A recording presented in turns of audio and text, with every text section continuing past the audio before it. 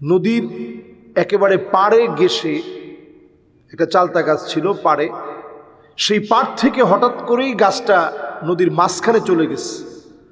এই মাঝখানে চলে যাওয়াতে যত সংশয় তৈরি হয়েছে যে এটা কিভাবে সম্ভব। আসলে এই জাতীয় ঘটনা ঘটতে পারে কিনা, প্রথমে যদি মনে করি যে জিনেরা নিয়েছে, এটা আমরা অনেকেই এখন জিনেরা নিয়েছে ভৌতিক একটা ব্যাপার স্যাপার। এই ভৌতিক ব্যাপার স্যাপার যখন বলা হয়, কিছুদিন পরেই দেখা যায় যে এইগুলাকে ঘিরে একটা রমরমা ব্যবসা শুরু হয়ে যায় এবং গাল গল্প আমাদের দেশে নতুন নতুন গাল গল্পের তৈরি করে। যেমন আমি দেখলাম এইখানেও যাদেরকে প্রশ্ন করা হচ্ছে সবাই বলতেছে হ্যাঁ এটা তো একটা অলৌকিক ব্যাপার, এইরকম পাড় থেকে হঠাৎ করে একটা গাছ কেমনে চলে গেল মাঝখানে।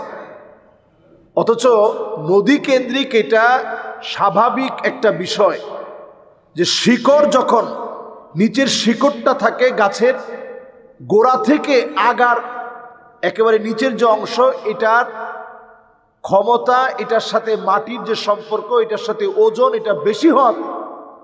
শিকড় সহ যখন অনেক মাটি নিয়ে চলে যায় তখন এটা হুবাহু মাঝখানে গিয়েও দাঁড়ায় থাকতে পারে। সুবহানাল্লাহ বিহামদিহি। আল্লাহ তাআলা এইভাবেই প্রাণের সঞ্চার করেছেন। তাকে যে আল্লাহ রাব্বুল আলামিন বাঁচার একটা ক্ষমতা দিয়েছেন, সে এইভাবে বেঁচে থাকতে পারে। সায়েন্টিফিকভাবে এটাকে যদি আপনি আরেকটু ব্যাখ্যা করেন, মাটি সহ যখন গোড়া উপড়ে যাবে আর গাছের আগা থেকে যখন এর গোড়ার ওজনটা বেশি হবে, তখন গাছটি নির্দ্বিধায় দাঁড়িয়ে থাকতে পারবে। কারণ মহাবিশ্বের প্রতিটা বস্তুর একটা নির্দিষ্ট শক্তি আছে, ক্ষমতা আছে। মহাবিশ্বের প্রতিটি বস্তু কোনা একে অপরকে নিজের দিকে আকর্ষণ করে। এই আকর্ষণ বলের মান বস্তু কণাদ্বয়ের গুণফলের সমানুপাতিক এবং এদের দূরত্বের বর্গের ব্যস্তানুপাতিক। এই বল বস্তু ক্রিয়াদ্বয়ের সংযোজক সরল রেখা বরাবর ক্রিয়া করে। এই সূত্রটা সামনে রেখে যদি বলি গতি বিষয়ক সূত্র, তাহলে এটা খুব স্বাভাবিক একটা বিষয়। যখন শিকড় শুদ্ধ অনেক মাটি নিয়ে চলে গেছে, তখন ওই জায়গায় গিয়ে জায়গা দখল করে ওইটা স্থিরভাবে দাঁড়ায় আছে। এটা অলৌকিক কোনো ব্যাপার অথবা জিনের কোনো ব্যাপার, নতুন করে পানি ব্যাত করে কোনো গাছ উঠেছে এমন কোনো ব্যাপার, এই জাতীয় কোনো কিছুই ঘটেনি। বরং এটা আল্লাহ রাব্বুল আলামিন আমাদের ঈমানের পরীক্ষা নিচ্ছেন। আমরা এই জাতীয় কর্মকাণ্ডে দেখি যে তাবিজ ব্যবসায়ীরা একটা রমরমা অবস্থা তৈরি করে ফেলে। এখানে কিছু গালগপ্প তৈরি করে দেখবেন এখানে একটা মাজারও হয়ে যেতে পারে, গাছ বাবার মাজার। যে এইখানে গাছ বাবা একসময় ছিল, গাছ বাবা এখন চলে গেছেন, কিন্তু তার স্মৃতিটা তিনি রেখে গেছেন। গাছ বাবা যে তিনি ছিলেন, তিনি যে চলে গেলেন, স্মৃতি রেখে গেলেন, এটার দৃষ্টান্ত তিনি পেশ করলেন যে এইটা ছিল নদীর একেবারে কিনারায়, এখান থেকে একবারে মাঝখানে চলে গেছে হঠাৎ করে। এই জাতীয় কোনো কথার আসলে কোনো ভিত্তি নাই, এই জাতীয় কোনো কথায় আশ্বস্ত হওয়ার কোনো কারণ নেই।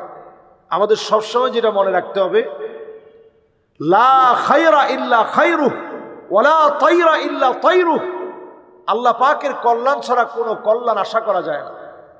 আল্লাহ পাক যদি কোথাও ক্ষতি না দেন, আল্লাহ তাবারাকা ওয়া তাআলা ক্ষতি না দিলে কোথাও কোনো ক্ষতি, আল্লাহ পাক যদি কোথাও ক্ষতি না দেন, কোথাও কোনো ক্ষতির কথা চিন্তা করা যায় না। যখন আল্লাহ রাব্বুল আলামিন আপনাকে পরীক্ষা নেন, আপনি ক্ষতির ভিতরে পড়ে গেছেন, এটা আপনার ভয়ের ক্ষতি হতে পারে, এটা আপনার সন্তান দুনিয়া থেকে চলে যেয়ে হতে পারে, এটা অনেক সময় আপনার সম্পদের ক্ষতি হতে পারে, অনেক সময় আপনার টাকা কমে যেতে পারে, জীবন হুমকির মুখে পড়তে পারে।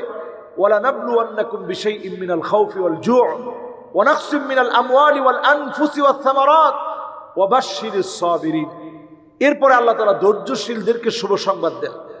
এজন্য এই জাতীয় সংবাদ দেখার পরে বিশাল কৌতূহল নিয়ে গ্রামকে গ্রাম উজাড় করে মানুষজন ভিড় করবে, সবাই আসবে, সেখানে দড়ি বাঁধবে, লটকাবে। এই জাতীয় কোনো কর্মকাণ্ড করার কোনো দরকার নেই। এটা খুবই স্বাভাবিক বিষয়, সিম্পল বিষয় হিসাবে নেন এবং এই কথা পরিষ্কারভাবে জেনে রাখেন, কদারাম মাকদুরা। আল্লাহ তাআলা যেটাকে যেভাবে চেয়েছেন, যেখানে যেভাবে হায়াতে রাখতে চেয়েছেন, সেখানে আল্লাহ সেভাবে হায়াতে রাখবেন দেখেই সে গোড়া সহ বিরাট একটা মাটির অংশ নিয়ে মাঝখানে চলে গেছে। এই জন্য মাঝখানে এখনো একেবারে তার সমূলে মূল সহ শক্তি নিয়ে এখনো সে দাঁড়িয়ে আছে। আল্লাহ আমাদেরকে বোঝার তৌফিক দান করুক। আসসালামু আলাইকুম ওয়া রাহমাতুল্লাহি ওয়া বারাকাতুহু।